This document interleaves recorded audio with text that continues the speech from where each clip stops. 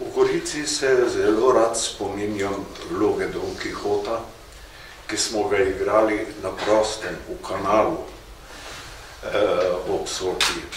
In z Sančo Pansom sva priveslala, ker sva bežala pred sovražniki preko Soče. Ljudje so nas čakali na obali, vse črno jih je bilo.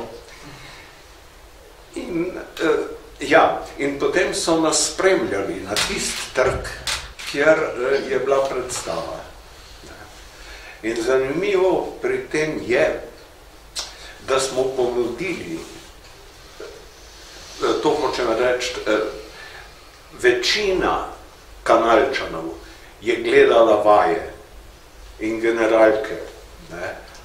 Vedno je bil trg poln teh. No, ponudili smo jim zastonj predstavo Kanalčanov. Niti eden ni vzel karte zastonj. Vsi so hoteli plačati, ker je bil to njihov teater, njihov dogodek. Oni so veliko prispevali k temu, Kanalčani, in je bila enkratno doživetje je bilo. Pa še so bili taki primeri, recimo, ko sem igral Sovražnika ljudstva. Modrov prevod ni šel in ni šel v ušesa, berem na bralnih vajah in muko mučim s tistimi stavki in nekako drugače sem jih razumel. In pa sem jaz šel to prevajati. Iz nemščine sem prevajal in Francijo Križaju enkrat rečem, ti poslušaj, jaz imam na prevedu tole, meni se zdi, da je to bolj prav od modrega prevoda. Je rekel, daj, beri, daj pa po tvoje, kot si ti to prevedel. Se mi je pa čisto stavil, sploh nisem mogel nobenega stavka pametno povedati in sem se tako pohlevno vrnil modro nazaj in ugotovil, da je modr to dobesedno mojstrsko prevedel. Ampak mislim, da bi bilo treba delati na ta način.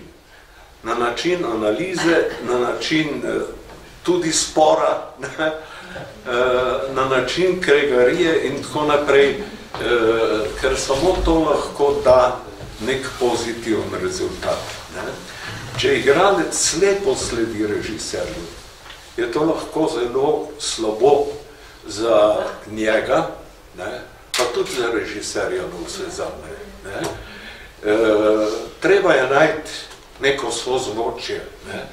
In tega sem našel ravno pri Francijevem Križaju. Zanimivo je, da sem prišel k njemu, ko sem Sovražnika ljudstva dobil za igrati, sem šel k njemu, ti sem rekel, nekaj mi ni jasno, prav koga. Sem rekel, meni se zdi, da je ta človek infantilen, da je pootročen, da ni zrel. In tako naprej je rekel, prav imaš. Je rekel, prav imaš, pravi, lepo iz tega bova izhajala. In sva iz tega izhajala in kljub temu sem jaz tega Štokmana igral tako kot Edipa.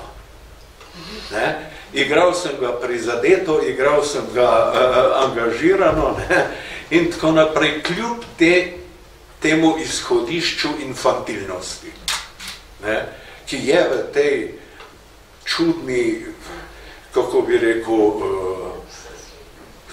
razlagi tega človeka, tega doktor Štokmana, ki dejansko kot otrok goni svojo in ne sliši nič, ne okoli sebe, ne nad sabo in tako naprej. To so zanimive stvari, ki so mene najbolj fascinirale in zaradi tega, zaradi česar sem v bistvu, vesel, da sem bil igralec.